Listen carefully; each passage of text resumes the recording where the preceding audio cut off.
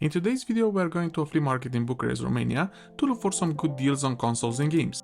We went home with some pretty interesting finds, so stick around until the end. So we are on the lookout for anything games related, but we got our eyes on some other things as well. We found a $10 original PSP charger, which I bought in order to pair it with one of my PSPs that I got already at home.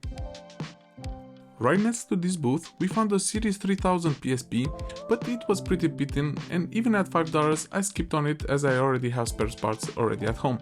But still, not a bad deal. Soon after we found several games and controllers, but this time the price was pretty steep and we had to move on. We did however manage to find several PSP games for a bargain at $1 each, but none of them were in English, and considering that I want them for my collection, I had to decline. There was however something pretty cool in the same pile. I never played Sudoku on a dedicated handheld device. Unfortunately it wasn't working, so we couldn't pull the plug on it.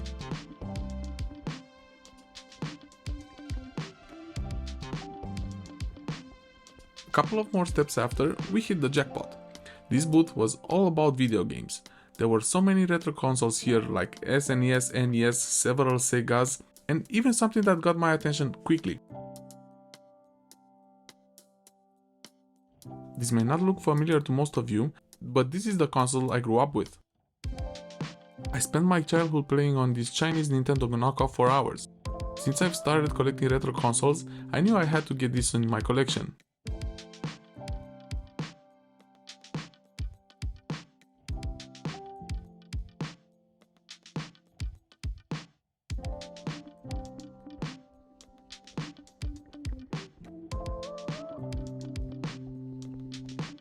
After looking a bit more on these video game cartridges, I managed to snag a Super Mario Land for the Game Boy at $7.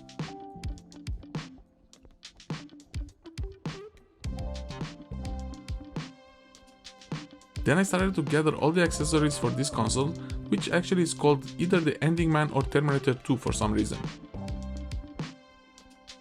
It even has a zapper gun, and I managed to pay $20 for everything you see here. This trip is already worth it.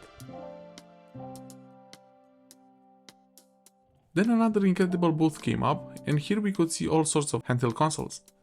And most importantly, there was something I never even seen here in Romania, a Sega Game Gear.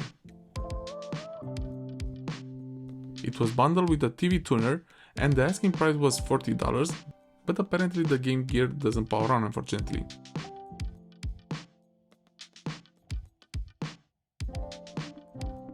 My friend wanted to look for a PSP, but $80 for a white 1000 series was a bit too much, so we decided to skip on it.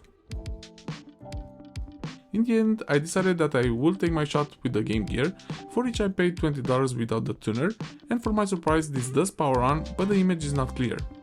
Apparently all Game Gears have this issue at this age, and a quick replacement of the capacitors will make this functional again. Maybe I'll do a follow-up video on trying to making this functional. So that was it for this quick trip to the flea market. I am happy with what we got, and I hope you enjoyed this video. Until next time, this is the Tech Unravel, and I'll catch you in the next video.